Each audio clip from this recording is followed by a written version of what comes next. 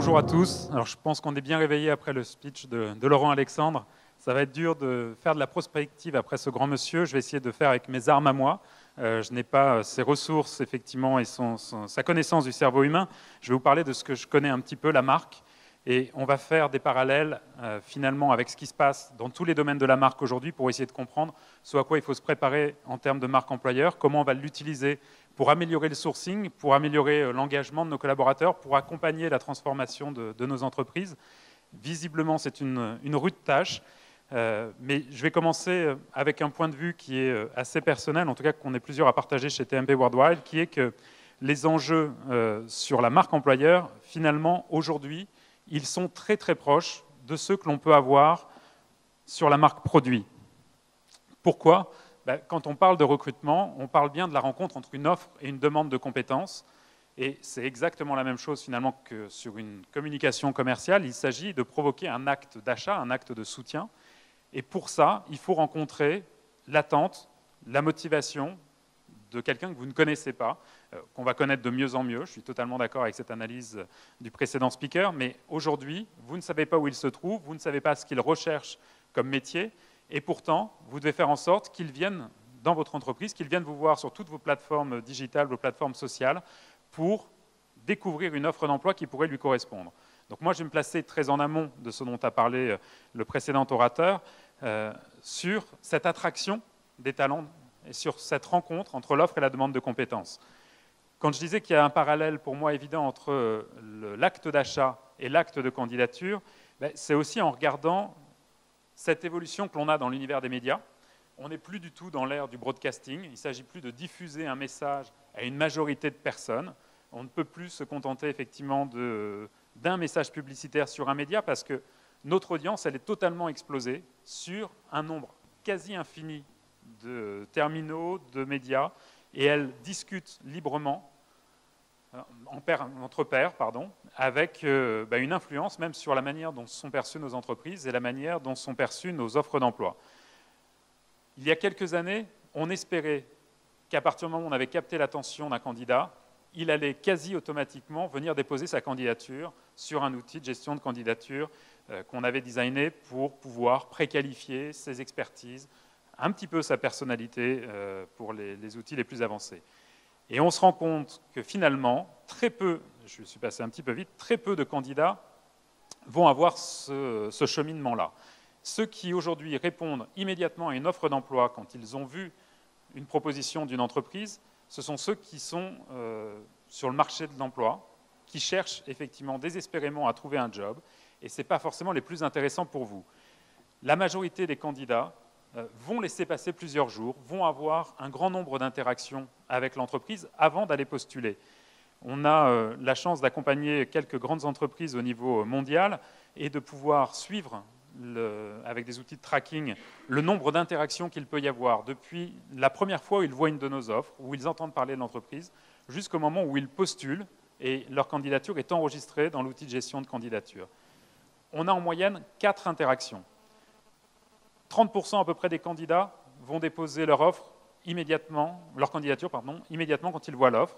30% vont la déposer après 10 itérations. C'est-à-dire qu'ils vont voir le site, ils vont voir l'ensemble des réseaux sociaux sur lesquels vous êtes présents, ils vont voir des blogs, ils vont aller discuter avec des collaborateurs de l'entreprise, ils vont se forger une opinion avant de décider de postuler. On a 40% qui vont effectivement postuler après 2, 3, 4, 5 itérations. C'est qu'on a autant de personnes qui vont avoir un cheminement complexe, un cheminement long, que de personnes qui postulent immédiatement. Et ces personnes-là, il faut être sûr qu'on ne les perde pas en cours de route et qu'à chaque nouvelle itération, on sache un peu plus qualifier qui ils sont, qu'on sache qualifier si leur personnalité, si leur projet correspond à celui qu'on a à leur proposer dans l'entreprise. Alors, aujourd'hui déjà, ça se passe sur votre site, ça se passe sur des médias que vous maîtrisez, mais ça se passe aussi via Google qui va référencer l'ensemble de vos offres, des présentations métiers, qui va parler de vos projets à votre place. Ça se passe bien évidemment sur tous les réseaux sociaux, ça se passe sur Glassdoor, ça se passe sur Facebook, ça se passe sur Indeed, sur LinkedIn, sur Viadeo, sur beaucoup de plateformes qui existent et que l'on connaît. Ça se passera sur des plateformes que l'on ne connaît pas encore d'ici 2 ans, d'ici 10 ans, encore plus. Mais le parcours du candidat va être beaucoup plus personnel, va être beaucoup plus éclaté, et il va falloir effectivement des trésors d'intelligence pour suivre cette donnée pouvoir comprendre ce qui l'intéresse, pouvoir comprendre quelles interactions il a eues avant de se décider et transformer sa candidature en recrutement pour vous. Et là où le parallèle pour moi avec le produit finalement s'arrête, c'est qu'on avait des modèles de vente traditionnels où on exposait une offre, on faisait éventuellement une démo, on relançait et on essayait de conclure, qui ne prévalent plus déjà aujourd'hui dans l'univers du commerce. On a parlé de ce qui change pour la FNAC, on a parlé de ce qui change pour Accor très rapidement, mais ça change pour toutes les grandes entreprises aujourd'hui. L'information, elle est diffuse. Le candidat, comme n'importe quelle audience, va la chercher par lui-même, se fait son propre avis et après ça, décide ou non d'acheter votre produit ou de postuler. Et donc, l'effort que l'on doit faire, il doit être au moins aussi important en termes de marketing de l'employeur que de marketing du produit pour être sûr d'avoir un acte de vente derrière. Maintenant, le parallèle entre l'acte de candidature et l'acte d'achat, il s'arrête là parce qu'on parle d'une décision individuelle, beaucoup plus basée sur des leviers de motivation très personnels qui sont aussi contextuels et d'une décision qui globalement est beaucoup plus impliquante qu'un acte d'achat. Donc, pour moi, l'acte de candidature, il est beaucoup plus proche de celui que l'on peut avoir là matérialisé par ce site de rencontre, c'est-à-dire la rencontre amoureuse entre deux personnalités, deux histoires, deux cultures, deux identités qui vont matcher ou non. Certains sites prétendent pouvoir améliorer la qualité du matching. C'est ce que font déjà certains outils, et je ne parlerai pas d'outils aujourd'hui, vous verrez d'autres speakers. Est-ce que la réponse est efficace? Aujourd'hui, je vous laisserai juge.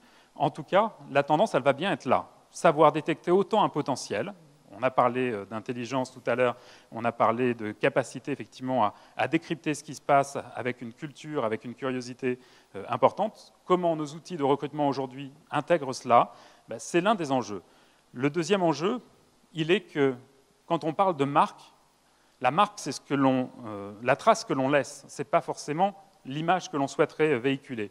Et on fait une distinction, nous, entre l'employee value proposition, l'expression communicante de la promesse de l'entreprise, la manière dont vous souhaiteriez être perçu, et la marque employeur, la trace que vous laissez réellement chez vos publics.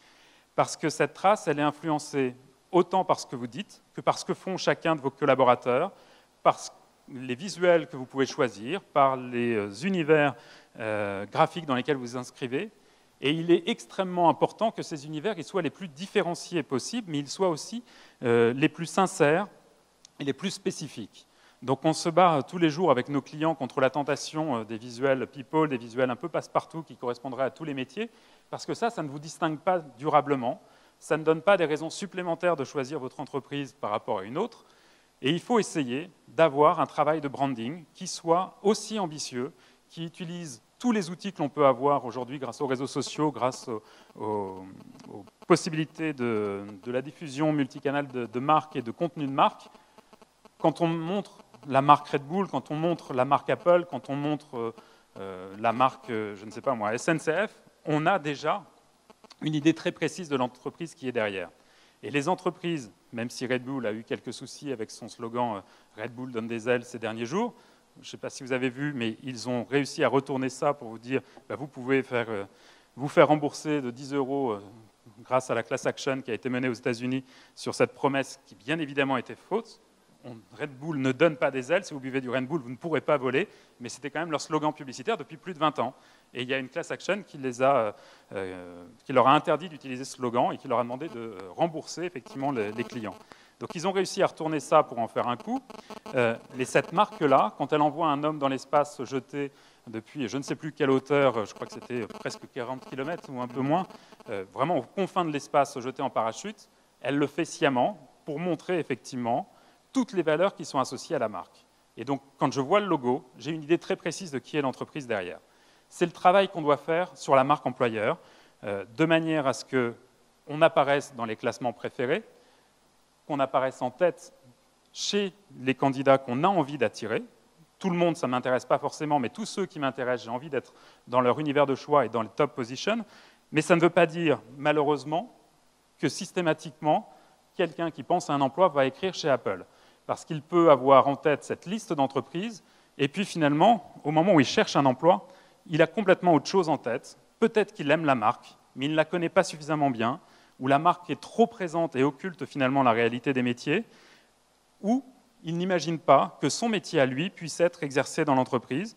Et s'il a besoin, effectivement, je vais reprendre le parallèle avec le produit, d'acheter un fer à repasser, savoir que cet outil-là est le plus design et l'un des plus performants, aussi l'un des plus chers, ne l'intéresse plus. C'est-à-dire qu'au moment où il cherche un emploi, il a quelque chose de très précis en tête. Et il faut s'assurer que notre offre rencontre le candidat à ce moment-là. Je vous redonne un autre parallèle. On connaît tous ce produit, il nous matraque assez souvent. Si on est jeune parent, on vit avec, sous forme de prospectus, d'échantillons très régulièrement. Et malgré tout, quand on arrive sur le lieu de vente, c'est à ça qu'on est exposé. C'est-à-dire un rayonnage où il y a des dizaines d'offres différentes. Et si mon paquet préféré n'est pas dans le rayon, j'ai un besoin urgent, c'est de pouvoir satisfaire, d'améliorer le bien-être de mon enfant, et je vais prendre n'importe quelle marque. C'est exactement la même chose qui se passe en matière d'emploi. Je peux être dans la liste des employeurs préférés, mais si au moment où je diffuse une offre, je ne sais pas faire mieux que cela, et ça, c'est quelque chose que tous, quasiment, vous faites aujourd'hui en publiant des offres via vos ATS, avec très peu de descriptifs sur l'entreprise, très peu de descriptifs sur le cadre dans lequel on va travailler, sur les valeurs, sur les principes de management qui sont ceux de l'entreprise, vous perdez une partie des candidats, et en tout cas, vous vous privez d'un outil de préqualification de ceux qui vous correspondent le mieux. Il faut absolument être capable, déjà, de mieux faire référencer vos offres d'emploi, et de les contextualiser, de faire en sorte que sur ce descriptif de fonction, à côté, j'ai une présentation du métier, j'ai des projets sur lesquels vous travaillez, qui sont déjà une réalité dans l'entreprise, qui expliquent pourquoi vous recherchez cette compétence, et qui vont permettre aux candidats de se projeter et de se dire cette entreprise-là recherche quelqu'un comme moi, mais ce qu'elle va me proposer, c'est de grandir, c'est de développer mon employabilité. Et finalement, si on reprend exactement le même parallèle que tout à l'heure sur le produit, la marque, tout ce que l'on travaille, c'est l'ensemble du packaging, c'est quelque chose qui donne envie, mais la manière dont se fait aujourd'hui la rencontre entre l'offre d'emploi et le candidat, c'est comme si on proposait au candidat de ne regarder que la notice technique, la composition, ce qui ne donne plus du tout envie. Je vous mets au défi d'avoir envie d'une tablette de chocolat en regardant ce qu'il y a écrit là. Pourtant, quand on regarde l'ensemble du packaging, on va être séduit. On a donc exactement le même enjeu, pouvoir à la fois répondre à des attentes très pragmatiques, très rationnelles, très cartésiennes du candidat, mais solliciter également son autre cerveau, son registre émotionnel, le mettre en situation de confiance et être sûr de valider qu'il ait un projet, qu'il ait des valeurs, qu'il ait une ambition qui matche bien avec l'entreprise. Donc c'est l'un des enjeux des outils dont on va parler beaucoup aujourd'hui. La stratégie en termes de marque employeur, c'est de savoir expliquer finalement dans des mots très simples quelle est la vision de l'entreprise, où elle va, en quoi elle va proposer effectivement à chacun un développement de ses compétences. J'ai un petit souci d'animation. Ça passe plus ? Voilà, si c'est bon. Et de le faire, quels que soient les supports sur lesquels on peut diffuser effectivement des messages aujourd'hui. On ne choisit plus d'être sur le mobile ou d'être sur le desktop, c'est le candidat qui choisit. Il consulte autant un site internet et de l'information sur son mobile aujourd'hui, voire un peu plus déjà, que sur un desktop, mais bientôt ce sera sur d'autres supports. Ce sera un frigo, ce sera dans la voiture, peu importe. Il faut être capable de diffuser de manière la plus cohérente possible et la plus consistante dans le temps la promesse employeur sur n'importe quel device, sur n'importe quel média, en donnant à voir pourquoi on fait les choses et pourquoi le candidat devrait nous rejoindre. Pas simplement qu'il ait une checklist de ces compétences-là, je les ai, j'ai cette expérience, donc je peux prétendre à ce recrutement, mais bien lui donner envie, de manière interactive, de parcourir des contenus qui sont dispersés un petit peu partout sur les médias que vous maîtrisez, pour lui donner à voir votre singularité. Qu'est-ce qui distingue aujourd'hui BNP Paribas de Société Générale? Qu'est-ce qui distingue Publicis d'Havas? Qu'est-ce qui distingue SNCF d'Air France? Même si je suis intéressé par le secteur des transports, il y a une entreprise dans laquelle je me sentirais mieux parce qu'elle correspond davantage à mon câblage, à moi, à la manière dont mon cerveau est fait, à mon expérience précédente. Pour avoir travaillé avec de multiples entreprises dans des secteurs identiques, je peux vous assurer que quelqu'un qui est chez BNP Paribas ne serait pas forcément heureux chez Société Générale et inversement, quelqu'un qui est très heureux chez Publicis serait très malheureux sans doute chez Havas. Donc ces spécificités-là, c'est bien le champ de la marque employeur que de savoir les expliciter pour faire gagner du temps, pour éviter de faire de mauvais recrutements Et puis pour pouvoir convaincre des candidats qui sont de plus en plus exigeants, de plus en plus mieux informés, et le faire au moment où ils pensent à l'emploi, au moment où on va pouvoir les surprendre. Donc je suis convaincu qu'en 2025, ça se fera naturellement avec des outils que l'on va développer d'ici là, mais il faudra être certain des messages que l'on veut faire passer, être certain de l'image que l'on souhaite porter, et que cette image, elle soit parfaitement cohérente avec le vécu des collaborateurs et avec l'image produit que l'on pousse. Il y a finalement deux communications aujourd'hui, j'ai envie de dire, qui sont engageantes, la communication commerciale et la communication employeur. Quand on regarde la communication institutionnelle ou la communication financière, c'est plus une information que quelque chose qui amène à un passage à un call to action. Donc ces communications-là, elles vont devoir se renouveler en termes d'outils, en termes de messages, en termes de tonalité, mais surtout savoir faire passer ce qui est vraiment la singularité de l'entreprise.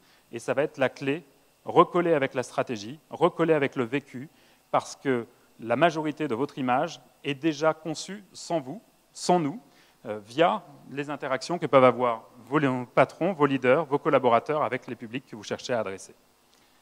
Je vous remercie. Je crois que le temps est laissé pour les questions.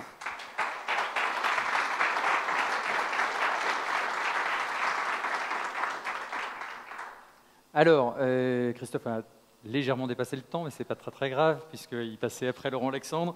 Le temps de retrouver ses marques. Alors, est-ce qu'il y a des questions? Est-ce qu'il n'y en a pas forcément sur le hashtag RMS Pro pour l'instant? Moi, j'en ai une ou deux à poser à Christophe. Est-ce que, déjà dans la salle, quelqu'un souhaiterait réagir? Bon, alors je vais poser peut-être ma première question.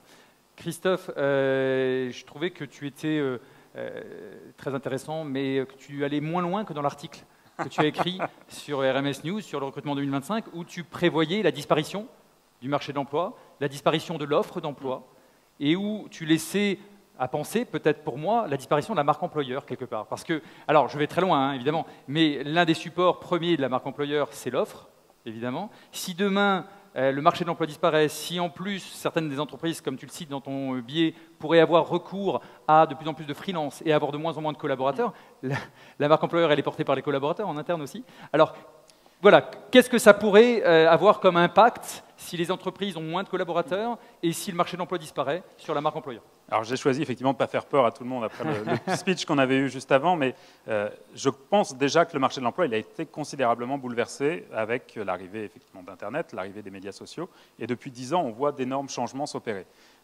Le lieu où s'opère la rencontre entre l'offre et la demande de compétences, c'est plus un lieu que l'on connaît et que l'on identifie facilement. Avant, il suffisait d'ouvrir un journal le lundi matin et on voyait au moins une grande partie du marché de l'emploi.